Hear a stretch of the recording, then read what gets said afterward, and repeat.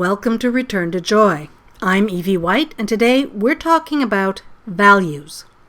One of the most vital questions I had to face when I decided to make improvements in my life is, what are my values? First off, what are values? Is that how much society thinks I'm worth? Is there an exchange rate on me if I leave the country? No. Values define what we do and why we do them. They are the beliefs most important to us, and they define who we are as a person, which is what made this question so vital to my changes. If I didn't know what was important to me, what makes me who I am, then how would I ever be the person I want to be? How will I be able to surround myself with people of like mind and spirit? So I took my first steps towards figuring out who I really was and who I wanted to be. Today, we're going to take a closer look at values, what they look like when they're implemented, and how they can help us surround ourselves with a better quality of people. A lot of us find our social circle filled with people we don't like, don't respect, and don't really want to hang around with. And yet, for some reason, we do.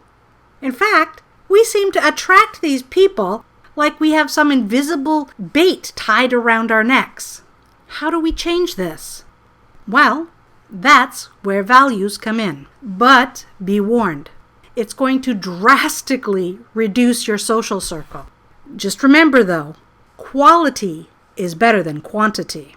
We know values define what we do and why, but let's take a closer look at where values come in to see what's driving some of the decisions we make. They affect things like our spiritual beliefs, our growth and our healing, our relationships with family, friends, pets, and co-workers. They define how we care for our body, mind, and even our talents. They definitely affect our finances, not only in how we spend our money, but how we save, how we invest, how we earn our money. It impacts how we treat strangers. Yes, even strangers. So, what do you honestly hold dear? What does that look like when that value is put into effect in your life? I'll give some examples of value statements that you may or may not resonate with, but it's just to get your mind going and point you in a direction so you can think about what your personal values are. I value and respect my body. I care for it through proper diet, exercise, and rest. I avoid tobacco, drugs, and excessive alcohol. I value and enjoy my mental abilities. Learning and exercising my mind is important to me. My emotional well-being has a profound impact on my mental and physical health. I honor my emotions, both positive and negative, so they will not control me or damage my overall well-being. Financial stability and responsibility are important to me. I strive to learn more about money management and how to create residual income. My relationship with Creator is special to me. I make time to connect with Creator each day. I honor each person as a part of spirit, born equally with free will to choose. Now again, these are just examples. Your values might look very different, and that's okay. There's no judgment on these. They're not right or wrong. It's what is important to you and how you implement it in your life. It is what it is. As you grow and change, your values will too, or at least what it encompasses and how it's implemented in your life may not be the same down the road as what it looks like right now. And again, that's okay. We're meant to grow and change. And in some instances, you may find that what you value now isn't so much important to you later on. Maybe it's something that you've healed or dealt with, or it's become so stable in your life that it's not a priority. Here's a personal example from when I first wrote my list to what that value looks like today. I wrote, I value and respect my body. I care for it through proper diet, exercise, and rest. When I was in my 20s and 30s, implementing that value in my everyday life meant going for walks on the waterfront 3 or 4 times a week. I swam frequently, daily yoga, and I ran on my gazelle for a minimum of 20 minutes a day. And when I was actually in training for certain stage performances, I would push that to 40 minutes a day while I was singing until I could go through all my songs without losing my breath. I was a little rough on myself, but those things were important to me. I was also on very specific diets. Careful how I ate, what I ate, how much I ate. There were foods that I avoided. That was me valuing and respecting my body. Things have changed. I still value and respect my body, but what the care through proper diet, exercise, and rest looks like has had to change. After I had my children, I experienced a cascade of health issues that just got worse and worse until it was so painful, doing the exercises that I loved became impossible. I couldn't lift my arms. I couldn't bend over. Sometimes I couldn't lay down or sit down or walk. At one point, I couldn't move at all, and my daughter had to call 911 to have paramedics carry me out of my house. I was devastated. I was angry. I took care of my body. I value my body. And now my body wasn't working. And I had put on so much weight because I wasn't physically able to do these exercises. I felt betrayed by my body. I felt defeated, and I cried a lot. Oh, and that sleep thing? Yeah, that stopped happening. I couldn't sleep at night. And then I was tired during the day. I felt guilty because I had to take naps in the afternoon instead of being that vibrant mother I wanted to be. And after I spent some time feeling sorry for myself and feeling angry and working through my emotions, including the deep resentment and hatred I had developed for my body, I sat down and took a look at my values again. Had they changed? No. I still value my body. What did change, and what desperately needed to change, is what respecting and loving my body looked like. So, the exercises that I love are off the table. But what could I do? How could I respect my body? Well, after processing all those emotions that I had, I thought about it, and I realized I can still walk short distances. Right now where I live, I don't really feel safe walking around the block. However, I can take my kids for short nature walks.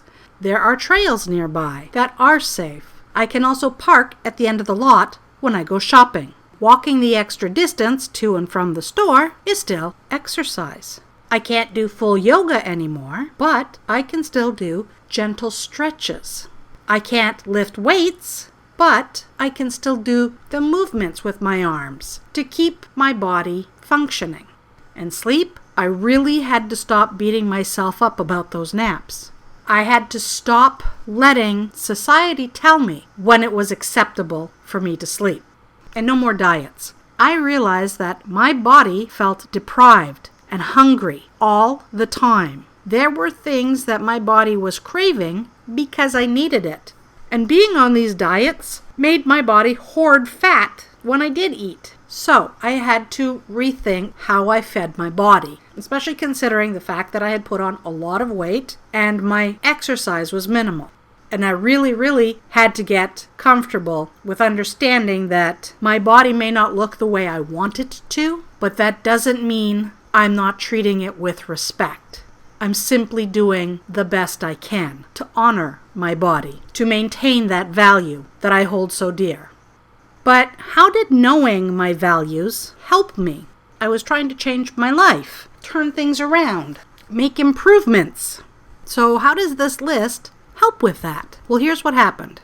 Once I got a good grasp on these important tidbits about who I actually am and what I value and how I want that to look in my life, it changed how I treated myself.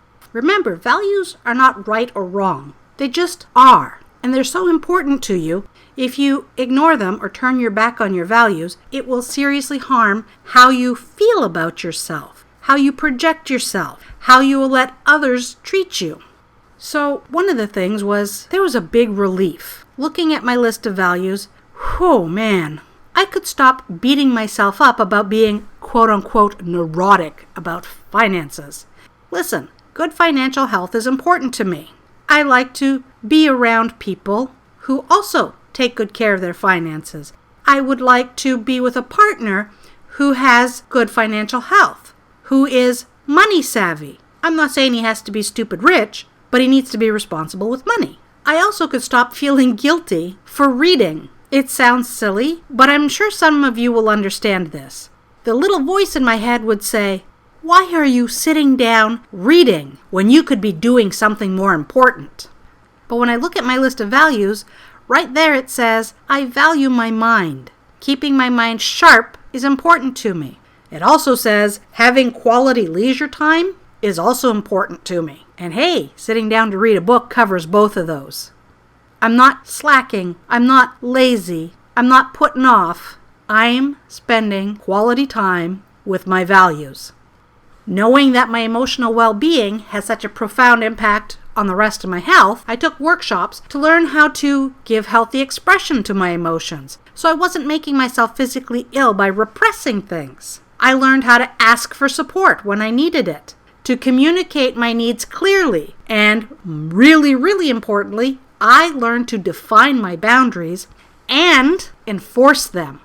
It also changed how I interacted with others, how I allowed myself to be treated. I began to distance myself from the drama queens in my life that drained my emotional and mental resources. I became more discriminating about the people I hung around with and who I gave my time, attention, and energy to. I withdrew from those who left me feeling bad about myself or exhausted. You know those people. You know who they are. You never know why you feel bad when they leave, or the second you're away from them, you need a nap to recover. You may love them, you may have laughs and chuckles with them, but your mind and body knows if you walk away feeling like something was off, or golly, I don't know why, but I feel bad about myself, or man, why is it every time I talk to that person, I need a nap afterwards? These are people who are zapping you. And these are the people I started withdrawing from. And let me tell you, some of these people were good friends or family members. And it hurt to give them up. It was hard. And I realized that in a sense, they were an addiction. Their dramas, focusing on their issues, it spared me from having to look closely at my own life and having to deal with my feelings and things that I didn't like about my life. It was hard to face the truth about me, about the little ways I wasn't honoring myself or my values. A lot of things that I didn't like about my life were directly connected to the violations I was making against my values. You know, those things that make me who I am. Some of these violations were kind of big, but mostly it was these little ones, these little hits that just added up. Little hit, little hit, little hit. Until I felt bad about myself, until I really didn't like my life, until I was wondering, why does this always happen to me? How do I always attract these people? Okay, well now I knew. Taking a look at my values, things started to make more sense. And it was uncomfortable to make the changes necessary to be true to my values, but it was so vital to my well-being, to my happiness. If I couldn't respect my values, no one else would either. And I didn't want to live that way anymore. As I made these changes, removed people who didn't share values with me, there was suddenly room for people who were in harmony with my own values. How they implemented those values often looked very different, but the core values are the same. And that was worth the growing pains. Having quality people in my life, feeling better about myself, being my authentic self was worth the heartbreaks, the tears, the struggle to be true to my values, the core of who I really am. So now it's your turn.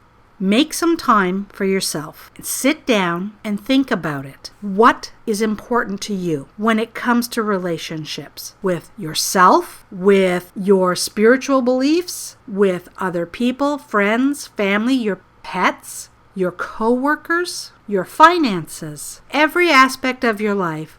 What is important to you? What is it that's part of you? You can't separate yourself from it because it's just who you are. Write them down. What does that look like? I value the well-being of my pets. Cool. What does that look like? Does that look like getting them groomed regularly? Does that look like taking them for walks, a specific way you train them? You value your finances. What does that look like? Does that mean that you will invest in something? Does it mean you will put savings aside for goals? Does it mean that you will pay your bills on time? Big, small, doesn't matter. What is important to you and what action would make you feel like you are respecting that value? Having it on paper is going to come in handy when you have tough decisions to make, when you're not sure what to do, or you're not sure, why doesn't this feel right? You can pull out this list and say, aha, this is what my value is. This is why it's important. This is how I want to implement it. So now, this is the decision I'm going to make to respect myself, to be true to that value. It's worth it. The little changes that you make add up. And don't be mean to yourself.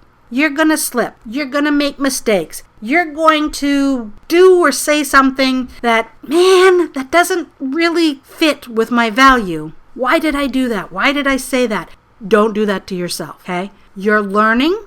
You're practicing putting these things in place. Feel it. Feel it. Make the mistake. Okay, you've made it. Yep. How does that feel? What is the reaction? What is the consequence? Okay, now you know. Next time, you're going to have that in the back of your head going, man, I don't want to feel that again. I don't want to go through that again. And when you do things right and you see, whoa, yeah, I want more of that. It's practice. It's practice. You do it and you do it and you do it until it becomes natural. Until you don't give a whippity-doo about how other people feel or think about what you do. It's not their business. They're going to do their thing, but you have to be true to you. And to do that, you follow your values. And if they don't like it, that's okay. They can go find their own crowd. But other people who share your values are going to find you. They're going to say, yeah, oh my gosh, sometimes it feels like I'm the only one. It does feel that way sometimes. And the little changes that you make add up. And sometimes you don't even notice they're happening. And one day you're going to wake up and go, hey, this is kind of the life that I wanted. This is how I wanted to feel. This is how I wanted my life to look. Feels amazing. Be patient with yourself. Be kind to yourself. Do your best not to judge yourself or others because they have to learn on their own. You're not responsible. You can share this podcast with them. You can share the information with them, but you are not responsible for their growth and well-being. You set an example, you stay true to yourself, and you will lift up others around you just by being true to you. That's my time for today. If you have any questions or requests for a topic, let me know, either in the comments or through the contact page on returntojoy.info or my Facebook page, joy.evie, depending where you're listening. Please consider liking and subscribing through whatever medium you're listening to me on. This podcast is available through Acast, Spotify, Amazon Audible, YouTube, iHeartRadio, Samsung and Google Podcasts, YouTube, and I also put the episodes on my Facebook page for those who have limited access. Thank you so much for joining me today. Have a beautiful day.